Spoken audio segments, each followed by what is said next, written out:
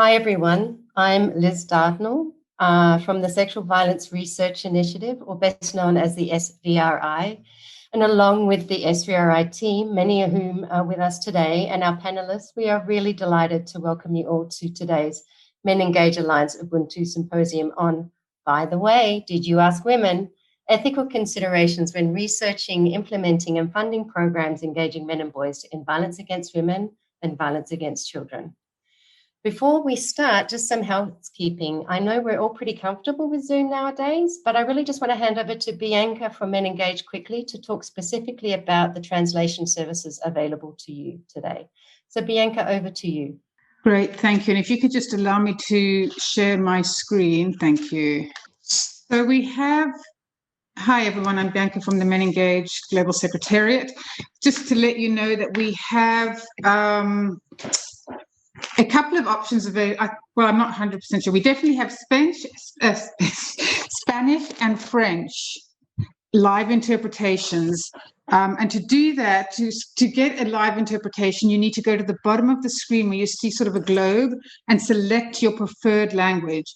And this is important regardless of the language. So you need to choose either English, Spanish, or French, because you will only hear in that channel. So if you don't select the English channel, for example, and somebody starts speaking in Spanish, then you won't hear the English version of what they're saying. So you need to, each person should select their language channel. And then we also, I'm not 100% sure if we have Wordly or not today. Okay, no, we don't. So that is the only option. So back to you, Liz. Thank you so much, Bianca. And back to you, Liesl, to put the holding slide up. So just a few more housekeeping points. One, if you have any technical issues, Men Engage have been wonderful in providing technical people on hand to help us. So please, if you have any issues, concerns, the issues around translation, if it's not working for you, please put your question in the chat. We also suggest that you put yourself on speaker view, but that's really up to you. And finally, if you have any questions for the panelists, this is going to be quite an interactive panel where panelists are talking about their own experiences and around issues of accountability. And we really would welcome your thoughts and questions, and we will do our best to answer them either in the chat, in discussion with you at the end after the sort of inputs from the panelists, or by email after the event. Liesl and Morma from the Sexual Violence Research Initiative are monitoring the chat for us, so please ask any questions and engage with us. Please do. We've really convened the most brilliant panel for you today to discuss accountability and engaging men and boys as allies and researchers in violence against women prevention efforts. We've gathered multiple perspectives on this issue. First, we have Zainab Suleiman from the Coalition of Feminists for Social Change, COFEM, to share research we've been doing on what feminist research looks like. And Z's going to help us frame the conversation today. And then following on from Z, we have Annika Larsson, the Senior Program Manager from Swedish International Development Agency, SIDA, to talk about accountability to women and girls from a donor's perspective. And we have then followed by Angelica Pino from the SVRI, talking about how to disrupt and decolonize power and patriarchy, particularly with regards to research. We've also asked a programmer and a researcher to talk about accountability to women and girls when doing this work on engaging men and boys. We've got Sudana Medina from the International Planned Parenthood Federation Western Hemisphere region, also a grant winner from the SVRI, to talk about doing research and what accountability means to her. And Suna Hanos Penny from the Mother Child Education Foundation, a UN Trust Fund grantee, and also a fantastic programmer who will talk about her work as a program implementer and accountability to men and boys. But first, before we hear from our wonderful panelists, we've got a link in the chat to Mentimeter. Lisa, would you mind putting up the link to the chat? Asking you just throughout the course of the next 2 hours that we're going to be spending together to put one word that best describes what accountability looks like to you in feminist research. I'm just going to cut and paste that question into the chat. So what does accountability look like or mean for you in feminist research? We just want one word in the Mentimeter, And at the end of this discussion and panel, which is going to be amazing, by the way, we'll put that word cloud up to see what your thoughts, what your one word is. And as you can see on the screen now, there is the overview of the agenda and the sign up of the speakers.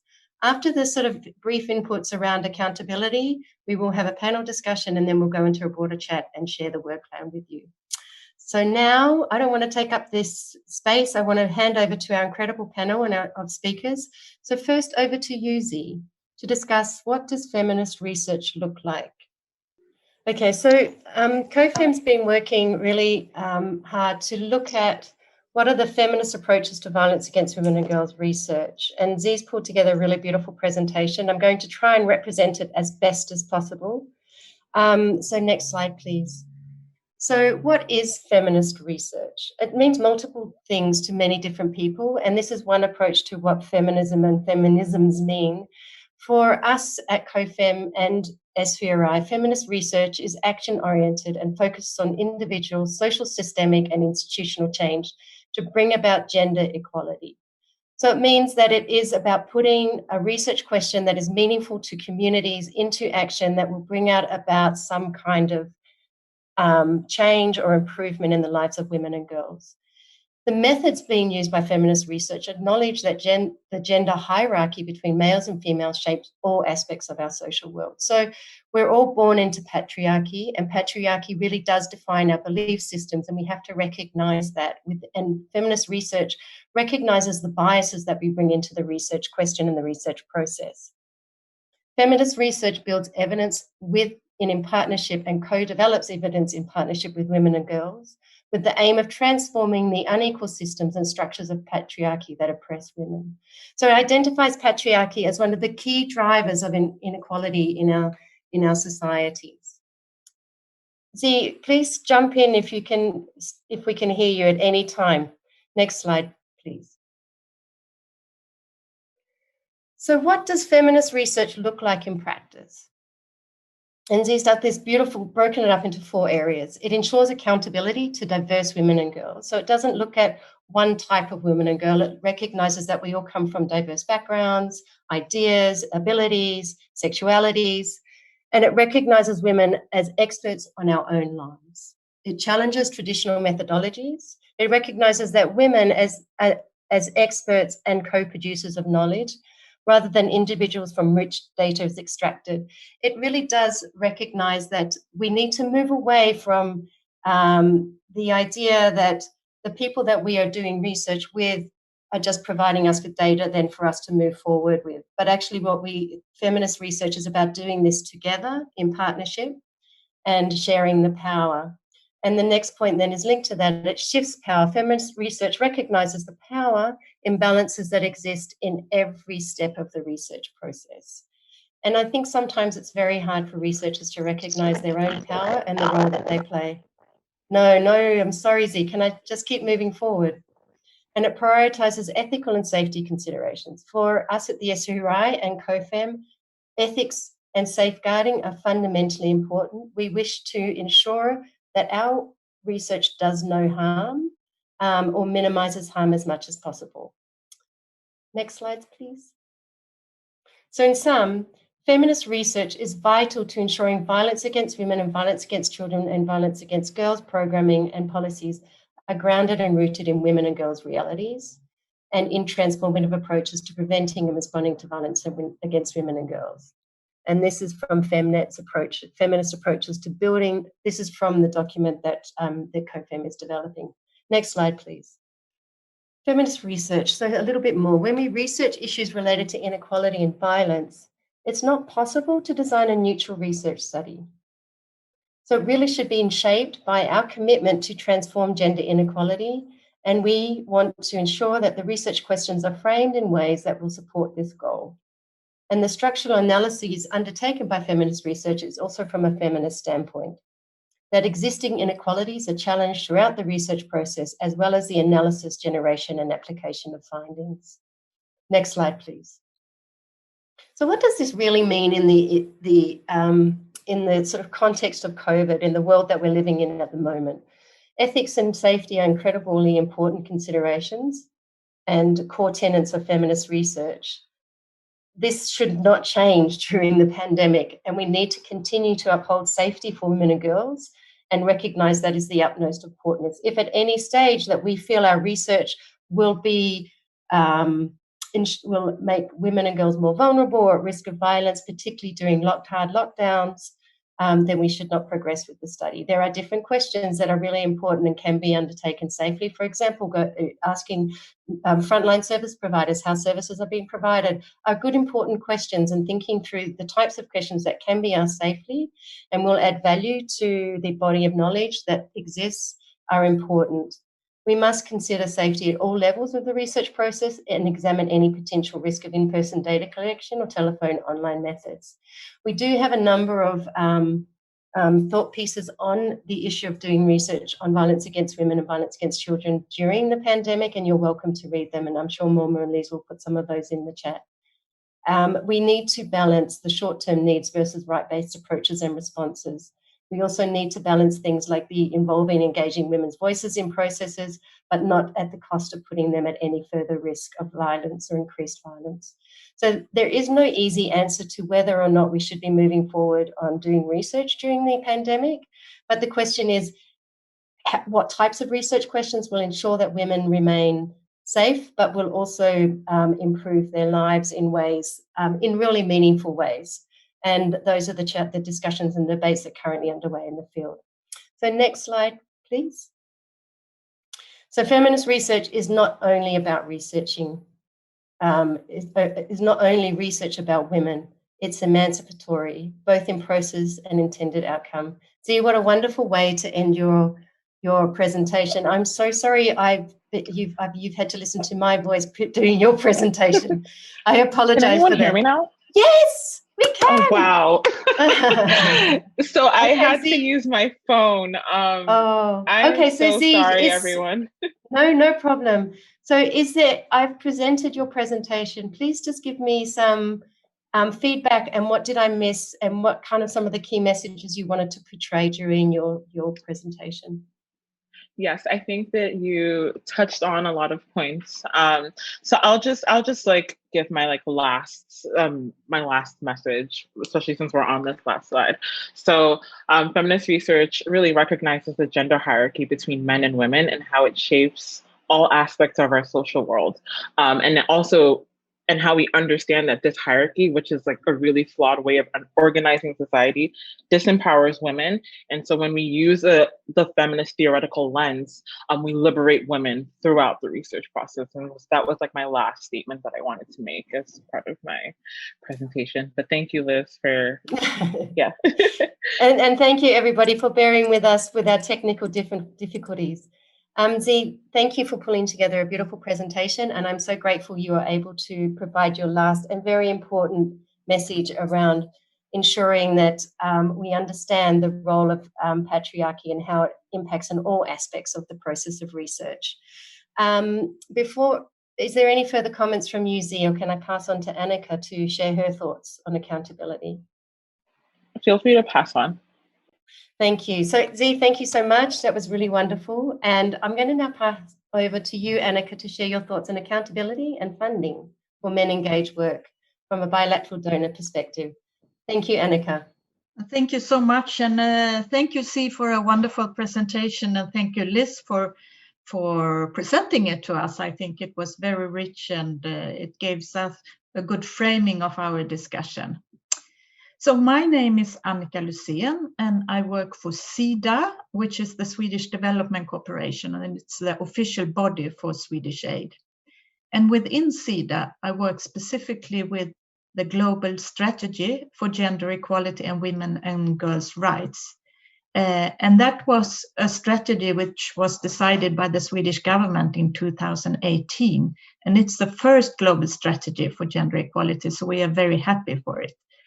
It's a strategy with roughly $100 million for 5 years, and it's supposed to go to specifically global initiatives that promote women's rights. So we have partners like Global Fund for Women, Musawa, IDS, Frida, JAS, and a few more.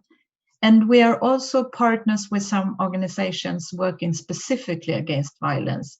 UN Trust Fund, Girls Not Brides, Men Engage Alliance, and SVRI. So we are very, very happy for that. Now, why do we want to support research on gender-based violence? Well, for us within the strategy, the support to SVRI corresponds very much to the goals, the objectives within the strategy.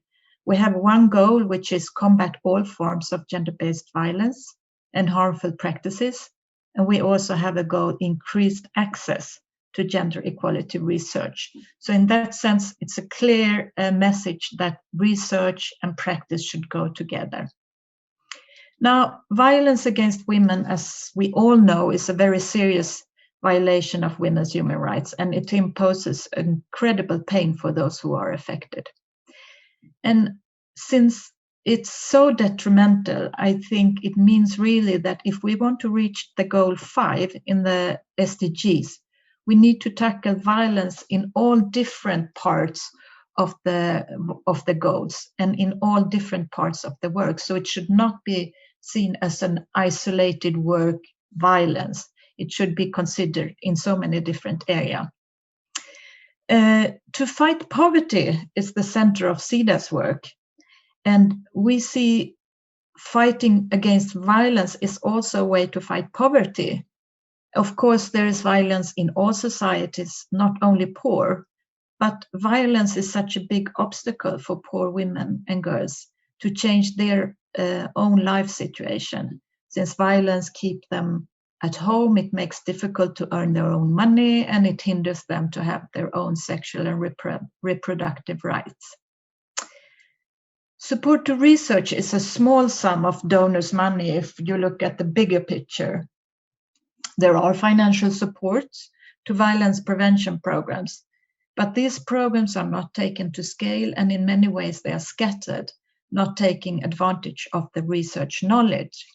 And therefore I think that we as donors, we have an obligation to learn from researchers and not to think of our programs, prevention programs in isolation, but understand what the research points to and take that as important knowledge and lessons for our work. I had the chance to participate in the SVRI Symposium in Cape Town 2019, a symposium which was a very important and inspiring event. And what struck me at the symposium very deeply was the commitment of all the participants and all the research to end violence amongst participators. And I think seeing the presentation showed that really that research, feministic research, is not only for academic merits, but for research for change. And I'm aware that that is not uncontroversial in some academic spheres, because there is always this question, can you be a researcher and an activist at the same time? So I must say I'm impressed by the courage that many researchers in the field have to put their work in a context and see it as an engine for change. Now, how can we ensure accountability amongst donors? I think by supporting research as such can put a lens of accountability on our own programs. It's not enough to have only a goodwill around ending violence. We have to put our funds where it actually makes a real difference. And that is where research can really guide us. Another way of ensuring accountability among donors is to make sure that we have a diverse portfolio supporting different actors, because we have to have a holistic approach to end violence and to the connection to a bigger patriarchal system. And therefore, I am extremely happy that SVRI and Men Engage work together, and we see that you complement each other in a very constructive way. And also to support women's rights organizations who also can put the whole issue of accountability to the table. And Men Engage puts accountability to the feministic movement as a priority, and we really encourage this analysis with women in the lead. And one of the most important aspects, of course, of being accountable for us as donors is that we must have a focus on support to researchers in low and middle income countries. And one can, of course, say, why do we even have to put that as an issue? It should be obvious that if you want to have research in low and middle income country, it should be done by the researchers in those very same countries. But we all know it's not so obvious, and finance for researchers in the global south have been scarce. And I think C put it in a very good way that women should not be something that we extract information from. They should be seen as expert, and the people who are knowledge about violence, unfortunately, they have such terrible, hard experiences. But researchers from the countries within, they have much more access to having an in-depth discussion with women and children who are abused. So I think that is a very important role. And I think also researchers in the low and middle income countries have a much more better position to talk and to put the research results within the countries to policymakers, to governments, to communities.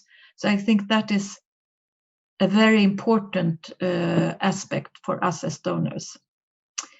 What could we say is the ethical considerations for us as donors? I think we have to put our work in a feministic understanding. As has already been mentioned, there are detrimental patriarchal structures, and it's not enough with prevention programs and only engage men and boys. We have to think bigger, and we have to ask ourselves, what are the root causes for violence? And also, what role does violence have in a toxic way of having male and being unjust patriarch system? So unfortunately, violence plays such a big role. So you have to both look at the overall patriarchal system for violence and the vice versa, violence in the patriarchal system. And also, in a world with a severe backlash against feminism, it's important that we who are policymakers stand up, not only try to find knowledge about feminism, but we should stand up for a feministic approach, which is not self-evident. I'm extremely happy that our former Minister for Foreign Affairs, Margot Wallström, she initiated Sweden's feministic foreign policy. And when she launched this concept, many, many people laughed and ridiculed her, both abroad and in Sweden. How can you have a feministic foreign policy? What does it mean? Is it not just a wording to get some credit? Now, it has turned to be a very important tool for us, and the whole ministry now analyzes our foreign policy from a gender equality perspective. And I don't say it's a perfect one, but it is important that we try to understand the bigger picture and to act in the bigger picture. And I think the policy has helped us to be part of the bigger picture, but it has also enabled SIDA to support feministic research and anti-violence program. So to sum up, I have 3 points. First, we must base our funding on violence.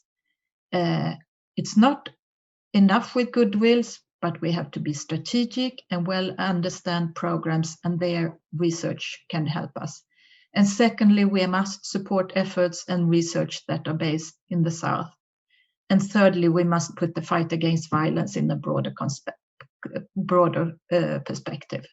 So I think in this sense, supporting women's rights organizations and alliances like Men Engage and initiative like SVRI is both a support to preventing violence, but it's also enhancing a gender just society. Thank you. Thank you so much, Annika. That's really wonderful. And I'm sure there's lots of questions and comments that have come up in the chat. So please, the audience, please put your questions in the chat. And the panelists have promised that they will answer the chat questions either by typing the answers in, or we'll do it by email afterwards. So please do put your questions in the chat. But Annika, thank you so much for your insightful and very rich comments around ethics and accountability, particularly from a funding perspective. And I just want to repeat and amplify two of the many brilliant points that you made. First, that donors, it's important of donors learning from researchers and practitioners and not to work in isolation. I think that's a good message, not just for donors, but for all of us. This is not something we can solve on our own. We all need to work together, and partnership and collaboration are fundamental. Ubuntu, I am because you are, is a really important message for all of us. And we must support efforts and research that are based in and led by low and middle income countries for a better understanding and a better effects of programs. So yes, we do. And both of these points underscore what ethical funding for research could and should look like in low and middle income countries. And Annika, I really invite you to work with the field on building those guidelines and guidance for funding. And I hope we can use some of these incredible points to inform that process. So thank you so much. And now I'm going to hand over to SVRI's grant manager, Angelica Pino, to actually, I think it's a very lovely follow on from what Annika has been talking about around how to decolonize and disrupt, really two quite wonderful words, I think, and what that means for us both as a field and as the SVRI. So over to you, Angelica. Thank you very much, Liz, and thanks to Zainab and Annika for the insights before me, which I think are very, I really feel like exploring very nicely because I'm going to pick up on some of your points. And next slide, please, Liesl. So first of all, can I move the slide, Liesl? Can you move the slide? Yeah, there we go. So, you know, when I was reading about the topic and thinking about this, I came across this drawing by an artist based in London called Raquel Duran. And this was in a workshop on decolonizing feminist knowledge at the University of Edinburgh. And I found it very kind of interesting because I found that the words were exactly the ones that I was thinking of when I was, you know, the panel, you know, they're talking about this idea. And it seemed to me this actually image visualizes the many issues and challenges that we confront when talking about accountability in the space of knowledge generation, and in particular also in the violence against women and violence against children space. So words such as collaboration are there. You see humanity, kindness, inclusivity, intersectionality. I think are words that really resonate with many researchers from the South. And in particular, when we talk about also not just decolonizing knowledge, but feminist knowledge too. Next slide, please. Okay, so, and I think that for the purpose of the session in general, I think, and there was some mention already of these concepts before, I think we need to keep in mind two key concepts in our space, and which is decolonizing and intersectionality. Again, these were key topics, key concepts discussed in this workshop I'm talking about, which was decolonizing feminist knowledge through art, actually. And of course, decolonizing, what do we mean by this? Disrupting the way that knowledge is currently valued and created, contributing to a movement that challenges Eurocentrism and a colonial legacy in which knowledge production privileged white male scholarship. And I think that was already mentioned about who knows better, men normally. Then intersectionality also, understanding that gender does not exist in isolation from race, caste, class, religion, and ability, among others, that these identities are multiple and intersecting, impacting experiences of resultant power, privilege, inequalities, and exclusion. Again, we experience this as researchers from the South, activists from the South. We know what it means. We live this actually. And I think we need to always acknowledge to the concept, Kimberly Crenshaw, and this concept obviously in the 90s, and it's evolved a lot in the last 30 years. But I think it's important to have them in mind when we talk about the issue of decolonizing knowledge. Next slide, please. Thank you very much. So this is a bit of a reality check, and this is a very general terms, numbers about where is knowledge being produced. And we know there have been an imbalance in knowledge production for a long time, forever. And we think it's getting better, but actually still we are a long way to go. And I just want to illustrate my point on where are the monies for research in general. This is before we go into our particular field. And you can see there's some data. One is the most recent UNESCO science report. And this is also trying to get to the goals 2030. And there are the big five, they call them: the US, European Union, China, Japan, and the Russian Federation still account for 72% of all researchers. Again, this is in all the fields that you can imagine. So that is a huge number. 5 countries, or 5, well, more than just 5 countries because European Union is big, but you can see where the power lies in terms of resources for knowledge. And then there's also a report that just from last year, 2020, the International Funding for Research in Africa report produced by the French Development Agency, and was analyzing data from 2013. Africa had 169 researchers per million inhabitants, 4.6 times less than Asia and 24 times less than France, which had 4,125 researchers per million inhabitants. So to me, these numbers, when I found this number, I just found it completely kind of like, it's just kind of really kind of mind-blowing. How can we live like this, basically?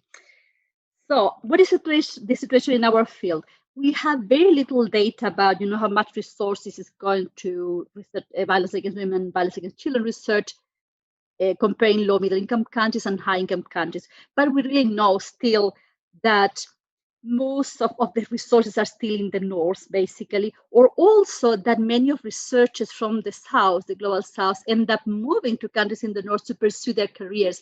And that kind of still, of course, promote the kind of the kind of brain drain, basically, where we are left with few researchers in our field.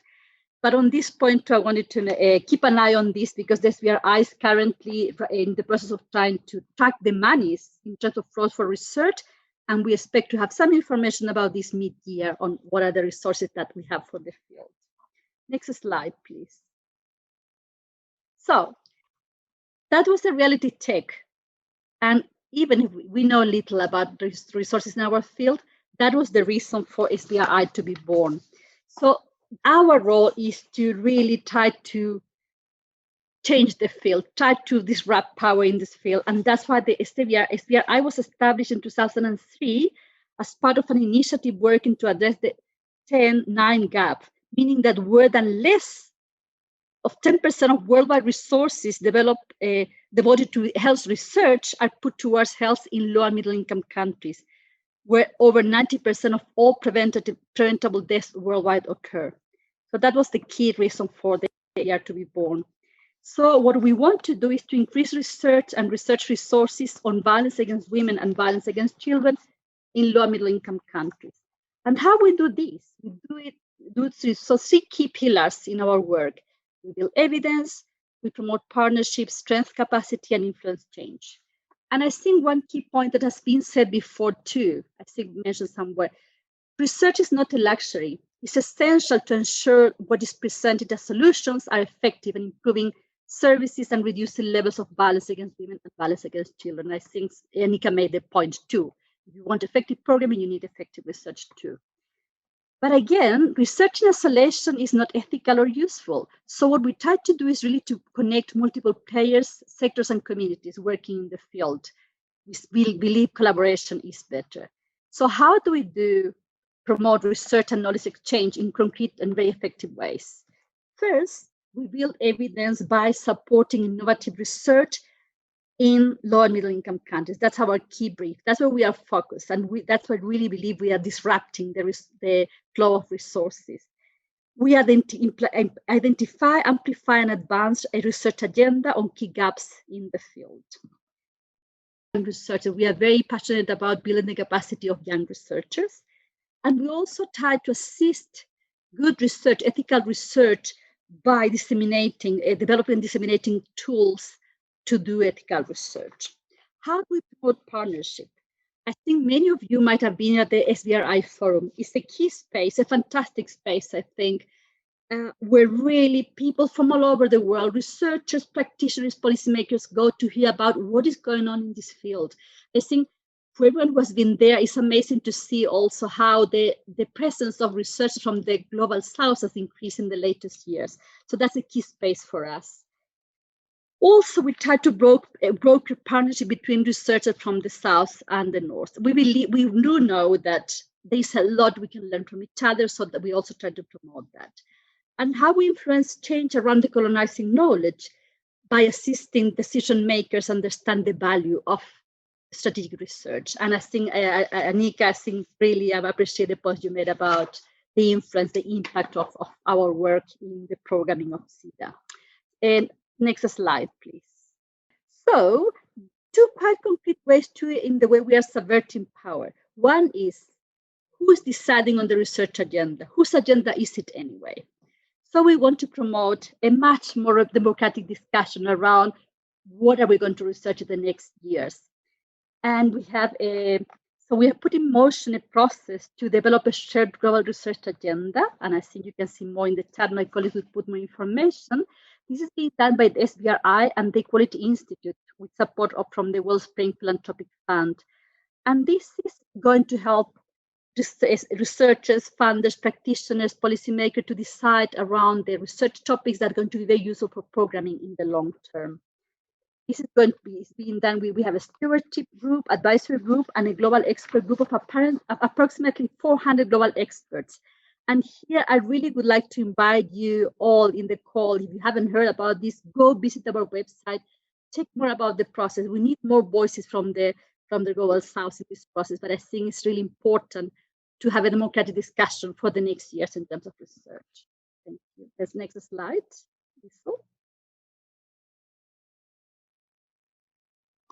Okay, the other way we subvert power is through distribution or redistribution of resources. And we have been making a difference in this way since 2012. In 2013, we launched the SVRI grant, and 2015 and 20, we did this in conjunction with the World Bank. So you can see the progression of how many grants from 4, we end up with 9, 2020. And then last year, we launched the SVRI Knowledge for Action to End Violence Against Women and Violence Against Children Research Grant. And again, this is specifically going to researchers from low and middle income countries or research happening in those settings. Next slide, please. So I just wanted to show you a bit. It's very unclear the map, but you can see the monies are going basically to countries in the south. So it's a bit unclear the map, but you can see most of the resources in the latest years have been going to Africa, also to Latin America and Asia. And we want to improve, the amount of funds going to this part of the world. Next slide, please. And this is very important for us. What are the principles of our grant? I think these are principles that really talk to the colonizing knowledge and promoting feminist research. This is the way I think a feminist grant for research should be looking like. We know there is a bias towards research conducted by English-speaking researchers or published in English, for instance. So in our call, we invite researchers to send proposals, not just in English, but also in Spanish and in French. We also promote partnerships. We won't fund proposals that come only from a researcher without proper engagement with programmers and hopefully policymakers. We are also very interested in innovation in terms of content and methodologies. We want to see research that responds to the context of low and middle income countries, research that treat women and communities not as subjects of research, but as actors. And I think was mentioned before also by Anika. And on this one, I always think so interesting. One of our grantees working in the Amazons in Brazil, they developed ethical guidelines for their research with the community that was actually where the research was taking place. I think that's absolutely amazing and groundbreaking. It's very unusual to have that because normally we think of ethics board sitting, who knows, in a fancy university in the north that will give the permission for the research. But in this case, was the community saying this is ethical or not ethical if you want to work with us? So I think that is absolutely amazing. Also, we want to see projects where the voice of women in the development of interventions, if in the case of interventions of intensity, is really included. Cannot be just done by experts, academics, when an intervention is going to be actually going to be implemented in the spaces of women that haven't had a voice. And last but not least, actionable. We know that there are scarce resources. So we really want to see research that is going to help to end violence against women soon. Not immediately, but very soon. So it must be actionable research. So we put a lot of emphasis on research uptake in our proposal. Next slide, please.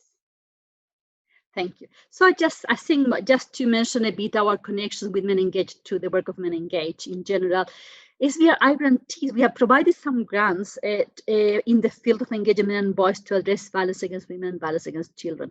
Here I mentioned 4 particular grants, and you can see the angle of the research, mostly in Africa, one in Peru. And again, if we are we know that we need to do a lot of work program around engagement and voice in low and middle income settings, but we need good research for that too. And who better than researchers based there to promote good programs? Thanks. You can move to the next slide. And last one. Thank you. So yeah, basically, this is in a nutshell, subverting power can be done through violence against women and violence against women research. What do we need to be doing is we need to be questioning what knowledge is, who is producing knowledge, who is subverting the hierarchies of knowledge, being innovative in the aims and methods, and applying feminist principles to our research.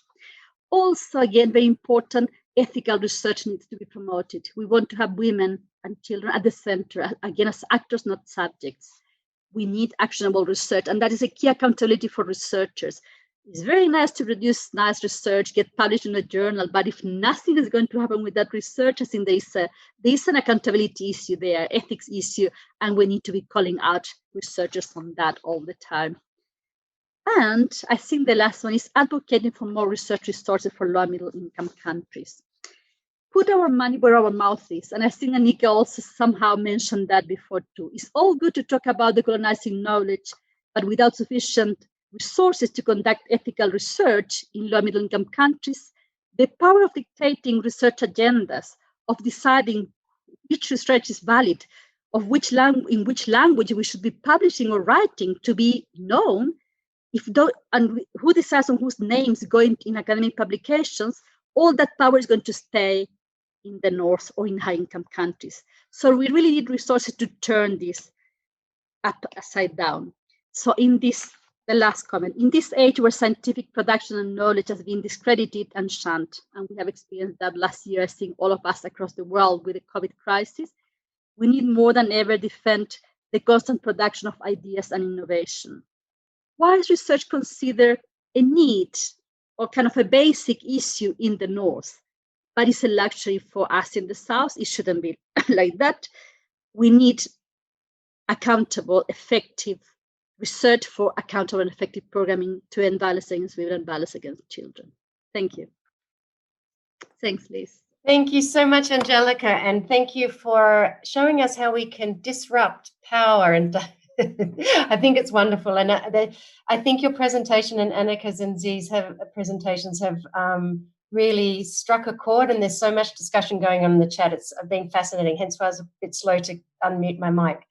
Thank you for highlighting the inequity in resources and the continued need. We must continue to advocate for a real shift in these resources.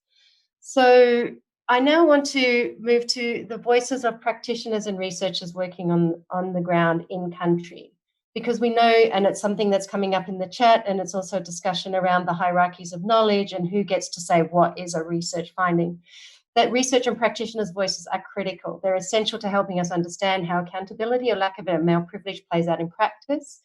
So Susanna, would you mind sharing some of your thoughts on what accountability means to you from a research perspective? Thank you, Liz. Hi, everyone. Sorry, hablaré en español, lo siento. Hola a todas, a todes. Gracias, Liz, por supuesto, es un placer contarles, pero antes de contarles acerca de cómo somos transparentes en la investigación, quería compartir con todos ustedes y que estoy muy contenta de estar en esta sesión de Men Engaged Symposium.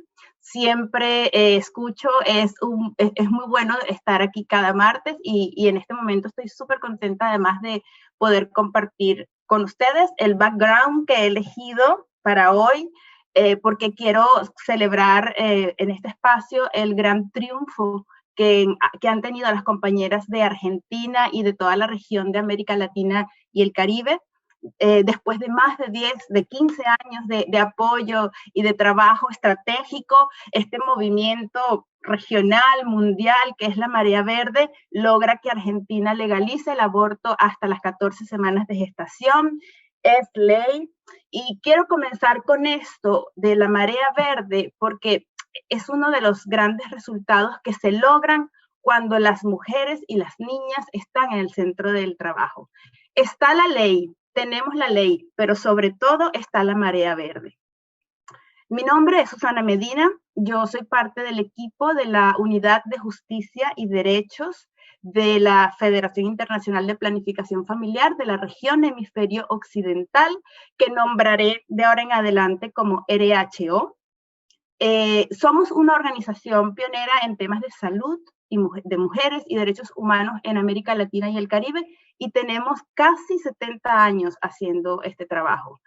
Ahora tenemos muchísima experiencia y aún todavía nos estamos transformando porque somos una organización dinámica. Tenemos 24 socios en nuestra región y cada vez tratamos de desplegar respuestas más innovadoras, efectivas, pero sobre todo que estén dirigidas a la justicia reproductiva, centrada en los derechos y necesidades de las mujeres, las niñas y las personas género-diversas. Y en este proceso de transformación, el centro del análisis, de la reflexión, ha sido justamente cambiar las dinámicas de poder en las formas en que nos relacionamos, incluso en nuestra estructura organizacional. Todas las estrategias que tenemos en nuestra organización, y especialmente la de investigación, que es la que quiero conversar hoy con ustedes, se basan en nuestros principios del feminismo interseccional, que son la inclusión, la diversidad, no dejar a nadie atrás, respuestas ágiles, democracia, transparencia y mutua rendición de cuentas. Y tú me preguntas, Liz, ¿qué significa entonces esta rendición de cuentas cuando hacemos investigación? Y bueno, lo que les voy a contar viene de la experiencia de trabajo en campo y de toda la reflexión que estamos haciendo con nuestros pares, nuestras socias pares en este trabajo. La rendición de cuentas es inherente a las relaciones democráticas, solidarias y de confianza en el trabajo entre socias. Es mutua, debe ser mutua, nos toca a todas las partes. Y la rendición de cuentas en general no es solamente hacer visible y auditable la gestión, sino hacerla centrada en las verdaderas necesidades de las mujeres y las niñas, y en este caso asegurar que los conocimientos y la evidencia que se generen verdaderamente contribuyan a dar respuestas y soluciones que sean relevantes, que sean accesibles, pero además, y esto es más importante en tiempos de COVID, que sea oportuna y precisa. Para nosotras, hacer investigación feminista en temas en salud sexual y reproductiva y específicamente en violencias contra las mujeres es un proceso inclusivo y diverso, es una acción antirracista y anticapacitista. Y con esto me refiero a que hacemos políticas y actos que incluyan la diversidad funcional, específicamente cuando hablo de que somos anticapacitistas. Para lograr esto, ha sido un desafío convertir el feminismo en acción y hacerlo en investigación ha sido un gran reto. Es evidente que la producción del conocimiento, como ya ha comentado Anika, Angélica, Liz, es un tema de poder, es un tema de poder en todos sentidos, y lo que nosotras hemos trabajado es hacer que ese poder definitivamente sea un poder en lugar de un poder sobre. Pero nosotras, personas que estamos haciendo investigación y hemos hecho ciencia, sabemos que mucho de lo que se considera investigación robusta y creíble proviene de instituciones, incluso de saberes que son patriarcales, colonizadores, supremacistas, tanto como las propias violencias que afectan a las mujeres. Hay muchos ejemplos de esto a lo largo de la ciencia. Pero ahora mismo, para aterrizar en nuestra experiencia como investigación en terreno, les quiero comentar los 5 núcleos de poder que consideramos que son clave cuando hacemos investigación feminista. El primero es el qué nos preguntamos.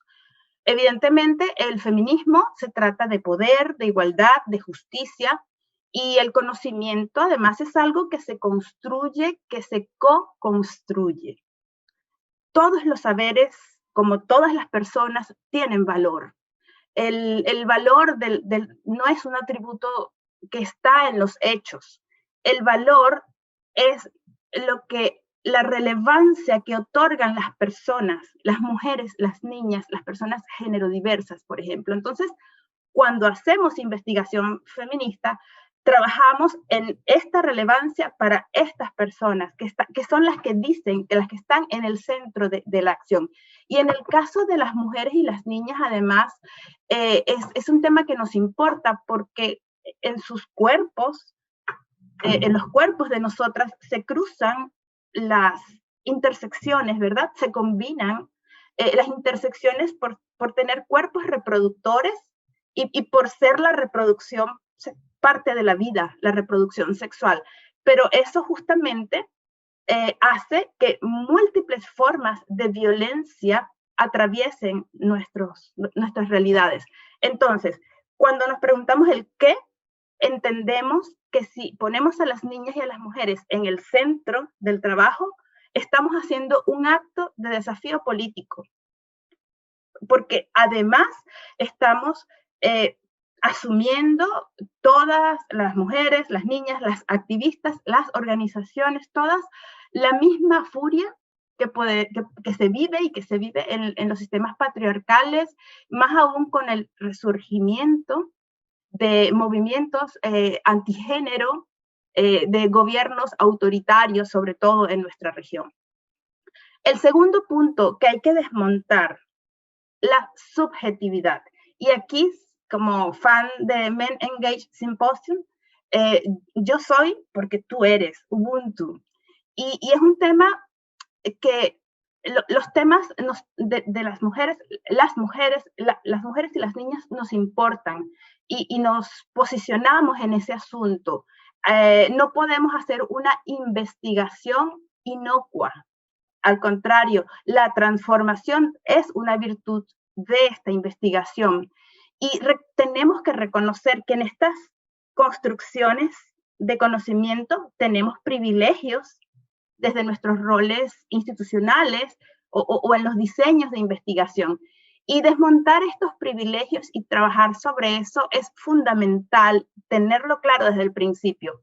Y creo que nosotras hemos identificado que hay como 3 cositas puntuales que tienen que discutir los equipos de investigación, que son dónde está la información, quién la provee, quién la utiliza, los recursos, el dinero, los fondos y la toma de decisiones. Entonces, sincerar cuál es el rol en estos 3 elementos es un tema para cuestionar el poder en la investigación. El tercer elemento, las decisiones metodológicas, es decir, los métodos, las técnicas, tienen que pasar por un análisis crítico de cuánto contribuyen o aportan verdaderamente a las soluciones en que nuestro estudio se enfoca. Y aquí, bueno, temas que van por las categorías del lenguaje que utilizamos, la inclusión, la no discriminación. El ejemplo perfecto es romper las dicotomías en cuanto a género, en cuanto a identidad. Ninguna categoría es neutral y eso es un asunto fundamental a discutir cuando tomamos decisiones metodológicas en la investigación. Porque si somos inclusivos, si apostamos a la inclusividad, esas voces son parte de la investigación, pero además un diseño de investigación tiene que promover la agencia de la persona que participa en el estudio, porque quien participa en un estudio y responde a una encuesta, responde a una pregunta o participa en una entrevista, también tiene un acto de pensarse y transformarse y compartir con nosotras y con nosotros su saber. Entonces, es un acto verdaderamente de poder participar en un estudio y utilizar, definir metodologías para eso. El cuarto elemento tiene que ver con la diseminación y el uso que hacemos de la información. Y es claro que estos son componentes que necesitan tiempo en el cronograma, porque a veces nuestros tiempos de investigación reducen la última fase de la definición, de la diseminación de los resultados, por ejemplo, y pensamos que además de tiempo tiene que tener dinero, ¿no? Fondos. No hay mejores diseminadores que los actores locales y los activistas, que además contribuyen desde las formas más creativas y audaces a garantizar la accesibilidad, porque estas vías tradicionales, sobre todo académicas, como decías, Angélica, pueden dejar a muchas personas atrás. Y finalmente, el quinto elemento que nos planteamos para hacer en el tema de la rendición de cuentas y todo lo que tiene que ver con la transparencia en la investigación, tiene que ver con un tema que es central para las organizaciones del sur global. Nosotras estamos en la lucha de, como estamos todas y todos acá, de descolonizar la generación de las evidencias. Es evidente los reducidos fondos que se dedican a la investigación, que hacen este tipo de convocatorias, que sean muy, muy competitivas. Y bueno, la verdad, como se refería hace poco, se compite a veces en condiciones muy desiguales. Los estándares, los criterios de muchas de estas convocatorias privilegian criterios que favorecen a algunas organizaciones más que a otras, sobre todo las del norte. Desde RHO, nosotras consideramos que la equidad en la distribución de los recursos y así como el establecimiento de las prioridades de la investigación deben responder a los efectos de las desigualdades en las vidas. Y nos parece a veces que hay indicadores que son globales, que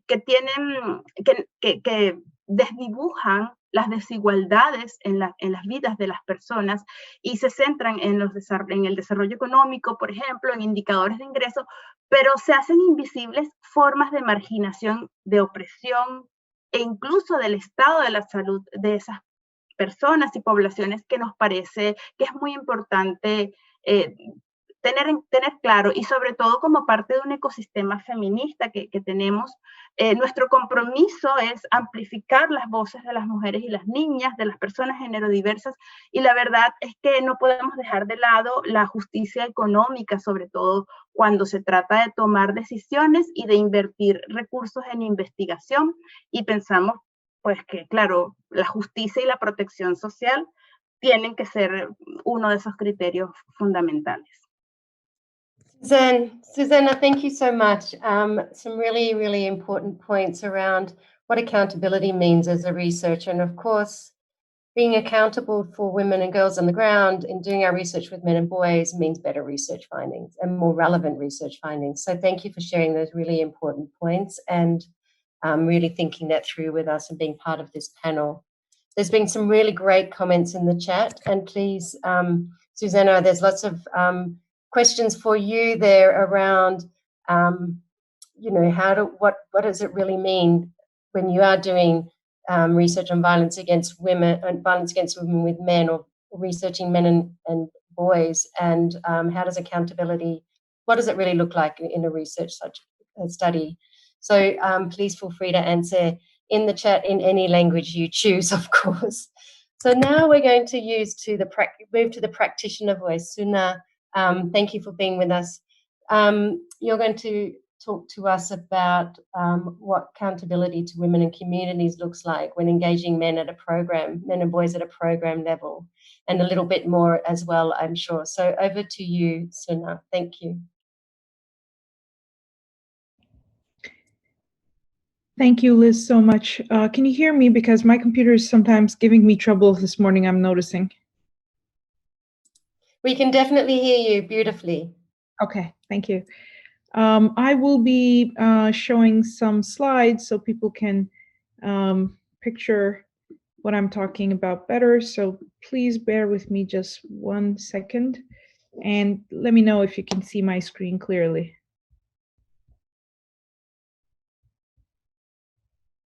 Yes, Can you? we can. All right. Just 1 more second and I'm going to get myself organized here. So, Great. hello everyone.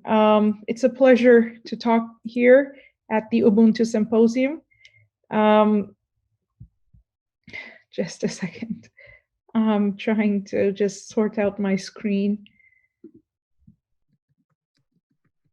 Sorry, can you hear me again? Because I feel like my computer just went on mute on its own. So no, yeah, we can hear you, and we're very. Is there something we can do to help? No, I just give me quick yes and no's in the initial minutes until it. I don't know why it's doing this. Can you see my PowerPoint presentation right now? We can see both your PowerPoint and your notes. Okay, excellent. All right. Then let's do this. And now okay. we can see your PowerPoint. Yeah. Okay, excellent. For ACHEV, Mother Child Education Foundation, and I'd like to talk to you about the program that we've been implementing in the field for the last more than 2 decades. It's a unique gender equal parenting program, and the whole goal is to promote gender equality and the prevention of violence against women and girls. ACHEV has been in the field since 19. Can you hear me right now? Yep, we can. You went out for a bit, but we can still hear you. Okay, I don't know why this is happening. I'm so No, sorry. it's okay. Don't worry. It does. You're going well. Keep going. On and off all the time. ACHEV has been in the field since 1993 in Turkey and conducting a lot of programs with mothers, with children, with fathers, and illiterate adults. And we've been implementing our programs across 15 countries with a lot of volunteer instructors and in partnership with ministerial bodies as well as municipality and local grassroots organizations.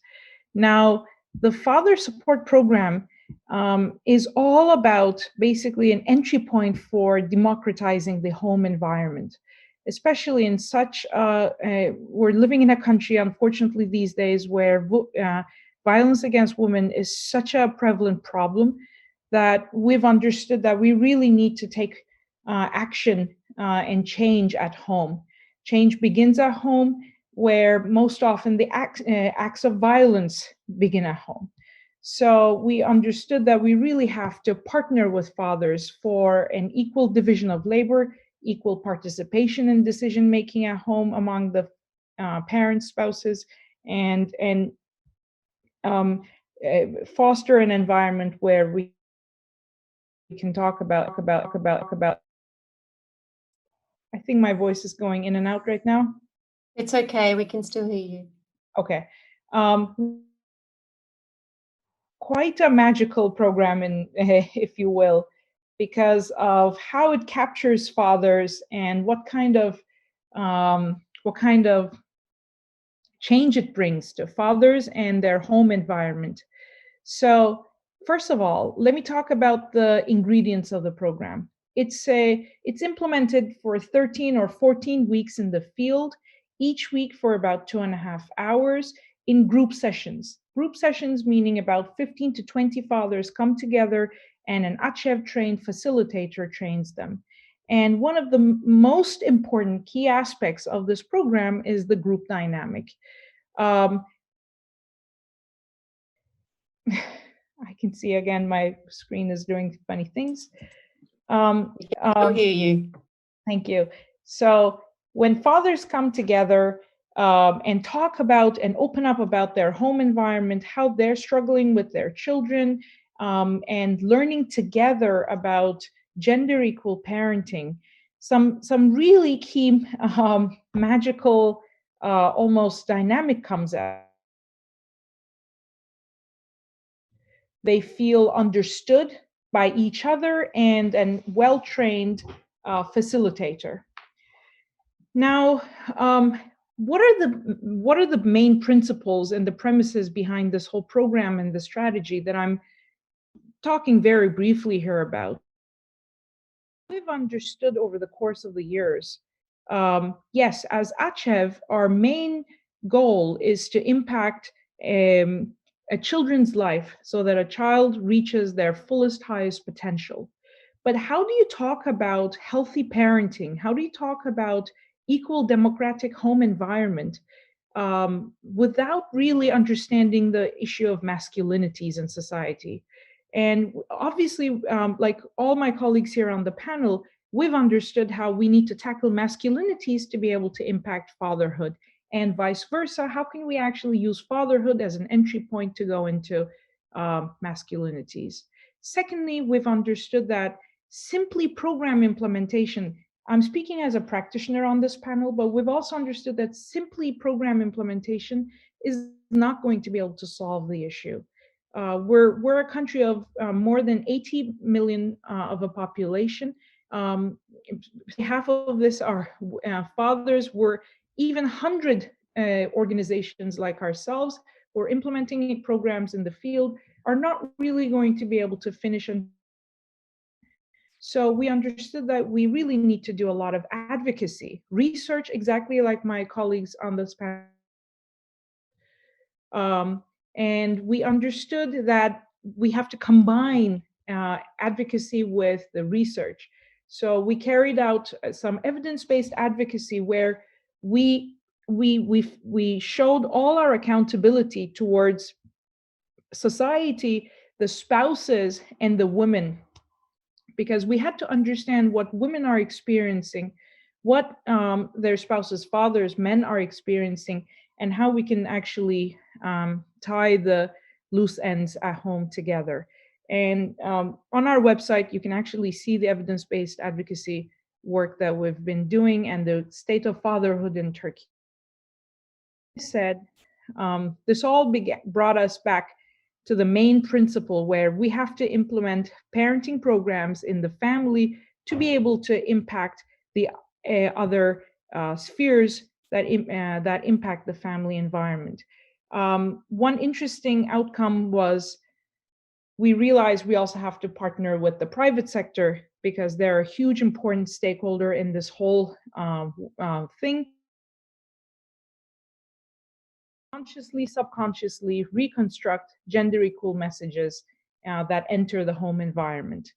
At the end of this journey that we've been carrying out thanks to UN Women's very generous support to ACHEV over the last so many years, the program actually came. There have been so many grassroots advocacy organizations where they've been taking part in the field, and local fatherhood initiatives that have emerged at the end of years-long program implementations. Of course, just like my colleague talked about, Angelica, research is no luxury. We've been carrying out constantly implementation research, impact evaluations, to understand what are the impacts. And we've come to understand that gender equitable role division in the home has increased. And all of the research has been done with the whole idea of how we're accountable to women and the mothers and the spouses. So a lot of questions have been asked to them to understand the change in fathers. And of course, as the literature always emphasizes, the higher and the longer the programs are, the more intensive the dosage of a program is, the impact is always higher. Violent and aggressive discipline methods towards children that were reported thanks to, again, mothers and spouses report. I'll cut it off here and we will be continuing with the discussion. Thank you so much. We've been so honored and grateful to all our stakeholders, international stakeholders like yourselves in Men Engage, our donor organizations such as UN Women, and all our national partners who've allowed us to actually implement this program over the last so many years in the field, and now go from a program to local, like I said, program grassroots initiatives, and partner with women's organizations. Thank you. So now I'm clapping for everybody, because we can't have the sort of the clap, the global clap that we would get, and clapping the entire panel. So Suna, before we move on to a panel discussion about some particular issues, there are two questions that I wouldn't mind asking you. And there was a comment, of course, from Angelica saying, glad to see that you asked women about the impact of the program and didn't just rely on self-reports by men. But there are two other questions. Do you have the guide, the facilitation guide and tools for discussions for your intervention, and is that shareable? And then the other question, is there a reason that you do not work with fathers with children younger than 3 and expectant fathers? And thanks. Everybody's like, yay, interesting program. So thanks, Suna. Thank you. The second question is there any reason why we're not working with? Can we share them? Is that, again, I got off there. So is there a reason for ACHEF not to work with expectant fathers and fathers with children who are younger than 3? So it seems like you're working with 3 and above.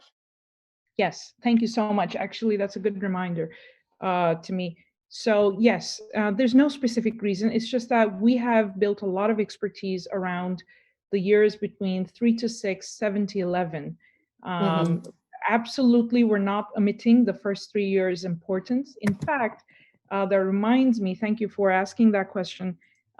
We actually now recently in the last 2 years have come up with a parenting app that has a special entry point for, again, fathers, where there are these daily messages that are sent to fathers about child development and communication and how to interact and be involved in their children's and families' life. And all these messages start from age 0 onwards till 6. So we are, as an organization, trying to build up more expertise and trying to move age group as well. Okay. Second answer to that question would be, over the last, we've been implementing the programs in partnership with the Ministry of Education, and that has allowed us to actually access the public school system and utilize the public school teachers as volunteers of our program and run our programs in huge scale and reach across the country. So again, in that sense, it was easier for us to bridge the gap with public school teachers, and that would mean a bit older children's fathers. The program manual is not available online, but we're always happy to talk, collaborate. We are very happy our programs that can be bigger groups. Thank you. Suna, thank you. Please put your, would you be happy to share your email address? The questions, thank you, Nila and Gabriella, for those questions. The one last question for you before we go to the panel discussion is, how does the program help women understand and support fathers' engagement in the process of caregiving? And that's from Noel. Thank you, Noel, for that question. The program actually is directly geared, so it helps fathers to understand about child development, gender equality, gender issues, gender-based division of labor in domestic work and human rights, women's rights, advocacy in gender issues, perceptions about democratic parenting, processes in the family. And through all these lenses, the father becomes much more involved and engaged at home and employs more equitable, like I said, gender normed, equitable parenting. Hence, it actually reduces the load of early childhood development or child raising from the shoulders of the mother, and makes actually a much more democratic home environment. This is all tied to parental leave policies and trying to bring women into the workforce. So we're literally using fatherhood as an entry point, because we're understanding fatherhood is shaped by a multitude of factors, and at the same time, fatherhood impacts so many other these gender equality phenomena in the society that we can actually impact. Thank you. Thank you so much, Suna. I'm going to move now to Zia. I think you're still with us, even though we can't see you, to really ask questions about, going back to some of the earlier questions in the chat, about what are some of the barriers to getting feminist research published in mainstream research publications, and how can we overcome those barriers? Zia, are you able to unmute? Yes. Can everyone hear me? We can, yay. Perfect. Okay, great. So I'll speak from my experiences, I guess, as a researcher who has done research in Nigeria. And so I feel like the beginning of, I guess, this issue with publication is, first of all, that research on violence against women is disproportionately funded, conceptualized, and carried out by institutions in the global north. And that low and middle income countries, so like Nigeria, don't have enough power to determine what gets studied, how it gets studied, who leads the study. And then that also kind of trickles down into how it gets published and whether or not we can publish our findings in some of these academic journals or mainstream publications. And so I feel like that already causes a divide.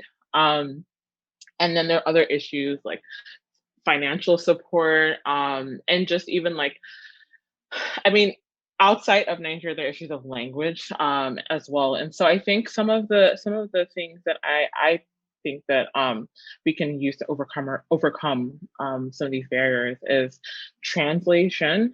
So translating research results into local languages and also non-technical language. Because I think that as researchers, and I saw a really good question that someone asked earlier on about, well, who are we defining as a researcher, right? So I think that sometimes we prioritize academic language in research publications. And so kind of publishing research in non-technical languages as well can kind of help us overcome some of those barriers. And then also one thing that I've kind of been reading into and understanding is circling back information honest, like in a research study, to participants and key stakeholders, and not necessarily, I think that in some of the settings that I work in Nigeria, a lot of conversations happen over wanting research to be published in these academic journals, but how about actually disseminating that information to the participants that you were working with and the stakeholders that you worked with. And I think finally, I think that one important thing is for us to kind of think about what is the goal of publication, right? Why do we want to publish, sorry, in the places that we want to publish in?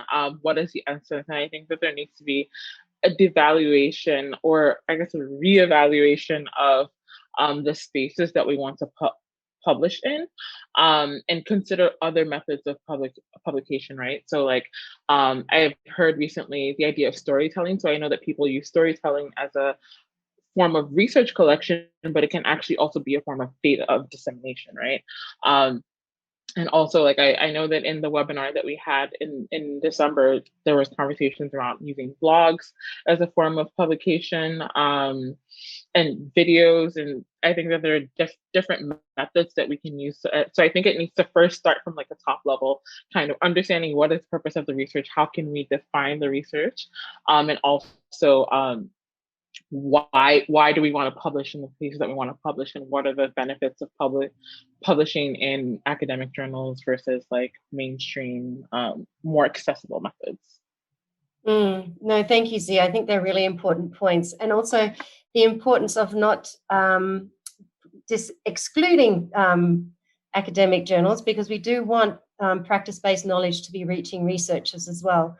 But there are other ways and quicker ways, and if we can start making those ways more rigorous, and I think we have talked about the issue around blogs and getting blogs peer reviewed, because it is a quick way of getting your research findings out in a short, easy to read, understandable way. And I really like the issue of translation, because of course publication is absolutely biased by the English language, and we must address that as a field. Mm-hmm. I think this leads to a question to you, Annika, about the role of donors and, you know, valuing research. And what role should donors play, if any, in ensuring that the research that is being supported is reaching those in power that can actually use the data and the information? Yes, thank you so much, Liz, for a very important question, but also challenging question. I must say I appreciate very much that the conversation also includes the need for decolonization. I think it's time that we who are in the rich countries in Europe and in America, that we really challenge ourselves, because what you are saying, Liz, power, I see power as a two-folded aspect. We who are in Europe and North America, we have power because power and money are very related. So I think in that sense, the research that is done by research in low and middle income countries must also come back to us so we can reflect, what do we do with our power? What do we do with our money? And at the same time, a country like Sweden, we are a small country in many sense. So if you look at in countries, we have embassies, and through our feministic foreign policy, we have a mandate to have dialogues with government. And there we can use the research results in a dialogue about feminism, about violence, about change. But it's a tricky one, because we also don't want to impose the European concept of what is democracy. So we want to pick up research from the South, but we are from the North, and we come back to the South to discuss with government and people in power in the South. So it's a very, very delicate question. And therefore, I think for us, it's so important of who we cooperate with. And we would very much like to support even more global organizations that are rooted in low and middle income countries. But due to history, there are not so many. So we are in a little bit of a difficult circle going around and round. But I think that is I don't have the solution, but the most important thing for us who are in power to give away power and to make sure that the research is used in a way that it's not bringing colonialization, but rather to bring decolonization. Annika, I agree. I think it is challenging, and there are lots of different pathways for research to meet policy makers in this never direct route. And I think it's really important to have funding partners that are open to having the discussion. So for that, we are very grateful. So thank you. I have a question for Susanna. Susanna, there's been some discussion on the chat around how do we stay true to participants' voices when if we're doing research with men and boys, and they are often the people with power in those communities, without treading on the rights of women. I just recently read a blog from a very young Ethiopian researcher sharing her experiences of doing research in highly patriarchal societies, and how her colleagues often found male participants didn't really take the young female researcher very seriously, and that really impacted their confidence. What advice would you give young researchers in these types of situations when men and boys, maybe you need information from them, but you don't want to collude with them around issues of patriarchy, the rights of women, etc.? So over to you, Susanna. Sí, bueno, el proceso de consulta y de participación debe y es transversal a todas las fases de la investigación. Claro, son estructuras y son sistemas y son lenguajes y son plataformas que hay brechas entre muchas partes, ¿no? de las que somos del problema. Desde nuestra experiencia, lo que ha funcionado ha sido generar procesos de consulta desde antes de establecer la pregunta de investigación. Es decir, la pregunta de investigación en términos metodológicos no necesariamente es nuestra, es de los procesos que se dan, es de las voces de las personas. Y la experiencia de trabajar con hombres y jóvenes en prevención de violencia ha sido verdaderamente reveladora, porque los jóvenes y los hombres se plantean los temas, se cuestionan, se posicionan. Cuando son partes de un proceso de consulta, aportan, construyen, como todas y todes, las preguntas de la investigación. Esa es una forma de asegurar que están todas las voces incluidas, pero sobre todo desde aquello que les decía anteriormente, asumir, pero de una forma genuina, que las personas, todas y todas, tienen agencia, hombres, mujeres, niños, niñas, y no predefinir roles para estas personas. La experiencia de los procesos participativos, además, ha sido transformadora a mediano y largo plazo para estos hombres y estas jóvenes. Por ejemplo, cuando hemos trabajado en prevención de violencia a través de estrategias de educación integral en sexualidad, la fase de problematizar la educación y de entender pues cómo construimos nuestras identidades de género y cómo nos relacionamos entre todas, es un tema crítico para muchos hombres. Hay sufrimiento también, y hay sufrimiento por no desarrollar, por no generar una identidad libre, porque hay opresión con la identidad de los hombres, con la masculinidad heteronormativa, con la masculinidad homogénea. Y ese es un tema que es una práctica de violencia, y es una violencia que ejerce el sistema. De manera que creo que los procesos de consulta y los procesos donde el lenguaje es problematizado y cuestionado, se asegura que todas estas voces son consideradas e incluidas en los problemas y en las soluciones de investigación. Thank you very much, Susanna. Actually, I might ask Angelica the same question. Angelica, what are your thoughts on that? Yeah, it's an interesting question. Yeah, like the issue about how female researchers work in this space. I think that was, Liz, what you were trying to hint at, if I'm correct. And I'm just thinking of an experience we had more like a sort of, intervention level, I'm going to speak, but also from a programmatic level from women who want to work in the space of engagement and voice, and they feel kind of undermined by men. And I think that was something that happened in organizations I used to work for, actually. And I think it was it was a very, very difficult process, I think, but it's, again, negotiating the space. I think like it was very good to build kind of like this, it was a mixed team, let's say. It was men and women, and the same was also, there were also researchers in the researcher part, not just the intervention, there were women too.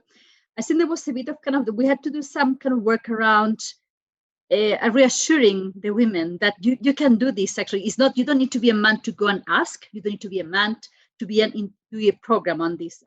But I think it requires an extra effort, I would say, a bit of a camaraderie, a sort of kind of work around the skills also. You have extra work, basically, unfortunately, extra work that you have to do with the women working as researchers, women doing program in this space, and to tell them to, because otherwise what you end up doing also is saying only men can do research with men, or only men can do program intervention with men, which is very, very, very difficult, and also reinforce the whole thing about men can only be told kind of what to do, not to do by other men and not women. So you keep on kind of, reinforcing the patriarchal structure of like, who you listen to, I think.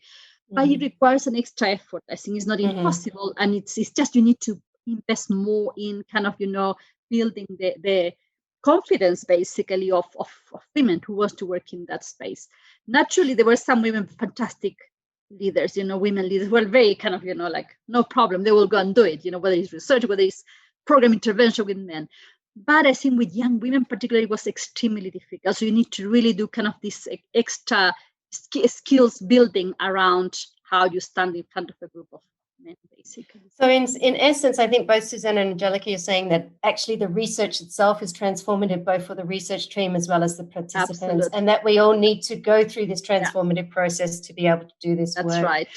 I think, Yep. Suna, I have a very similar question to you, and it's not, it's pretty linked. In VAWG programming, men are both agents of change and targets for change. It's pretty much what Angelica and Susanna has said. So how do you as a programmer on the ground and as a researcher manage this duality? Exactly. First of all, your question fully captures the essence of our work. How the actors that we feel we need to work with to change, but at the same time, they are very critical collaborators who can actually help us to change the whole issue in the society, where we actually need a normative shift, starting from families to going to programs and policies. Literally a huge, big macro strategy I'm talking. Actually, I'm again glad you're asking me that question, because in the presentation, if I had time, I'd like to quickly go into this. Our understanding of accountability has advanced over time. Perhaps as we've now moved from taking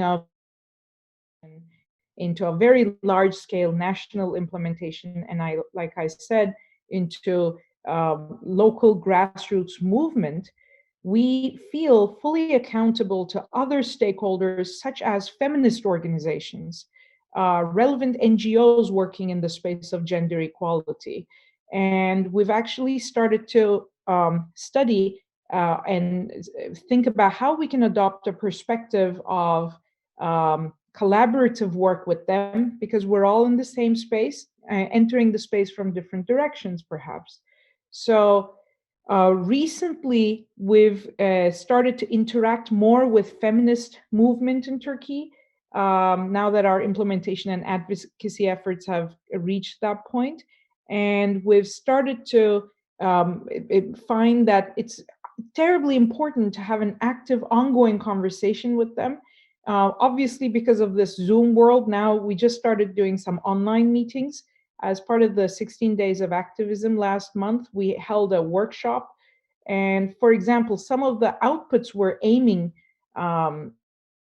collaborative advocacy we're wanting to do around topics such as the Istanbul controversial topic right now in the country, protecting the rights of women, abortion, alimony, again, gender equality, violence against women.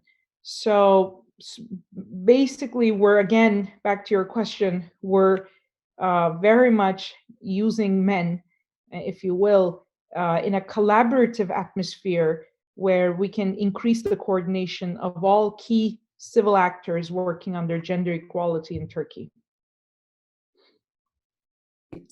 Suna, thank you so much, and thanks for that really in-depth and thoughtful response. So I have one more question for the panel about accountability and COVID. So, and I would just ask, we've got 20 minutes left for the panel, and I just ask if you could just like 1 or 2 sentences. What does accountability to women and girls and communities mean during COVID, where lockdown and stay-at-home orders have really had a devastating impact on levels of violence against women? For example, in Mexico, emergency calls related to violence against women increased by 53% in the first 4 months of 2020. So there has been an increase, particularly in terms of data from service providers.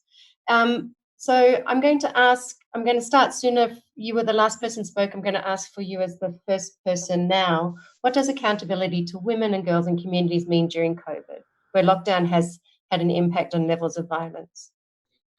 So very briefly,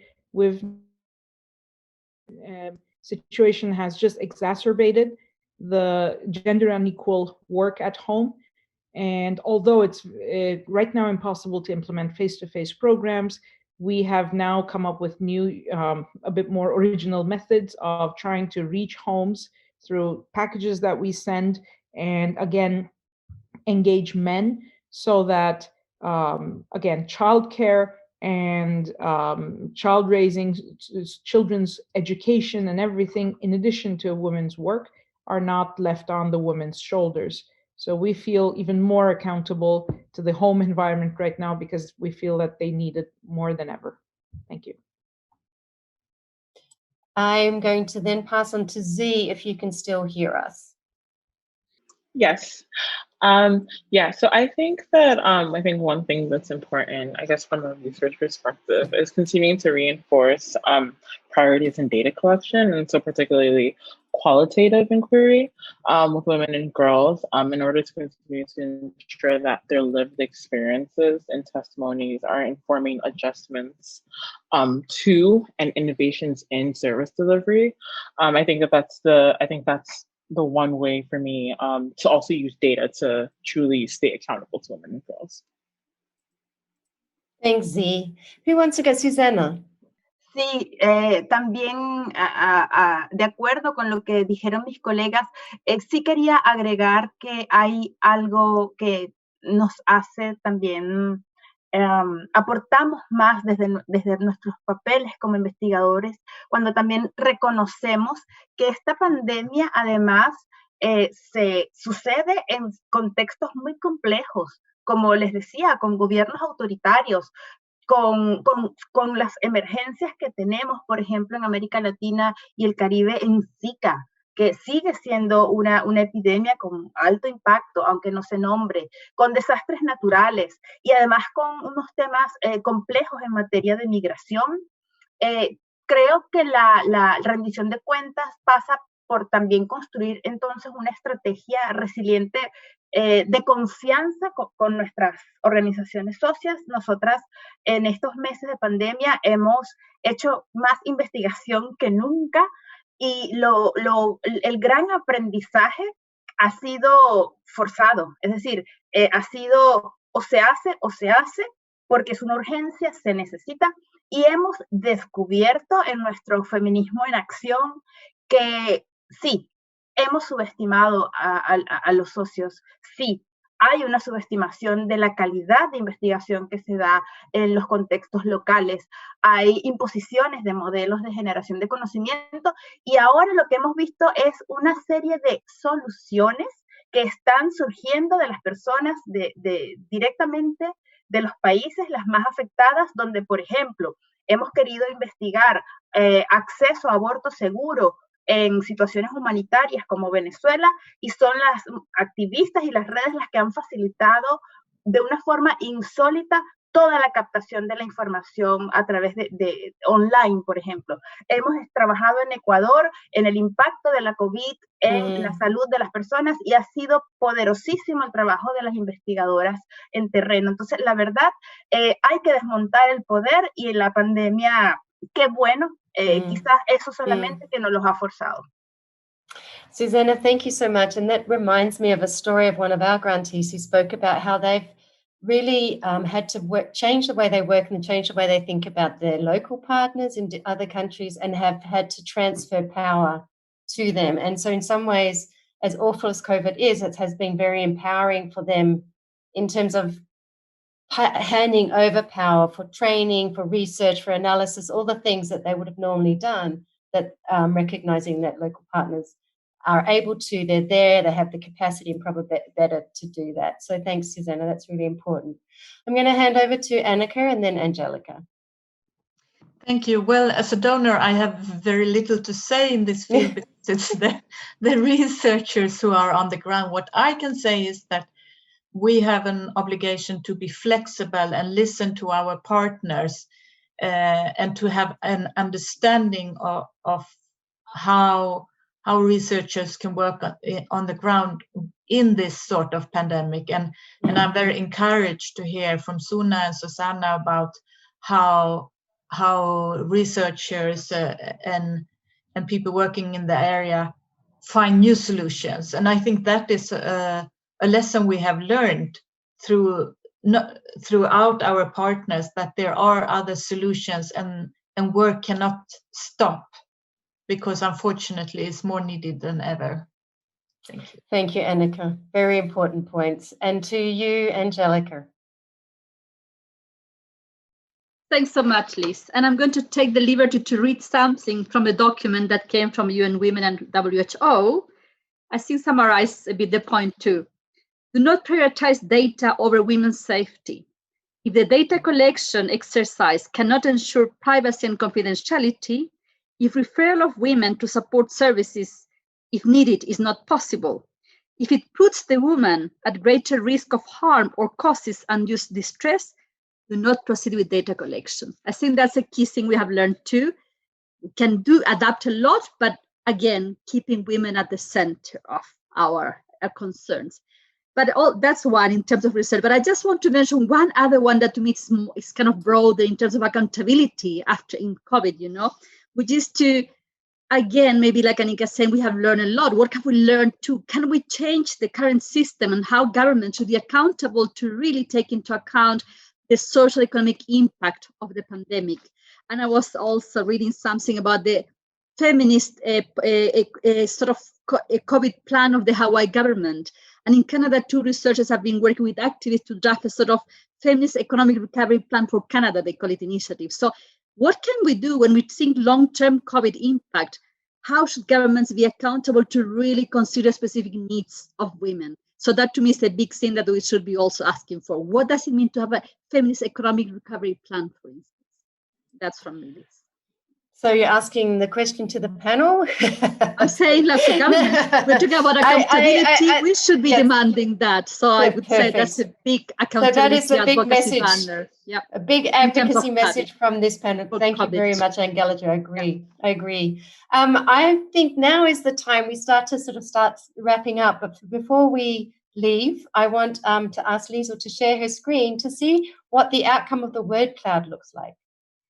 I can see that there are multiple words, but my screen is very tiny. Liesl, could you just unmute yourself and read some of the words to the participants, please? Yes, sure. So we've got intersectional and together, some of the most added words. We've got participation, transparency, listening, respect for women, effective participation, engaged decision-making. There's with as a word. Considerate, truthfulness, knowledge sharing, women's experiences, honoring diverse voices, respect, open-ended, inclusion, sharing power, intersectional analysis, decolonize, anti-racist, inclusiveness, taking responsibility, feedback, commitment, and transformative. Amazing. Thank you so much. What a beautiful word cloud. So representative of what feminist research means and accountability means in feminist research. So I want to really start wrapping up and thank you all for this really wonderful discussion on accountability, reminding us that in research, funding, programming, it really matters who you are, where you are from, that by only involving men or only involving women, or only involving certain groups of people, people from certain sexual orientations or abilities, we only get one perspective.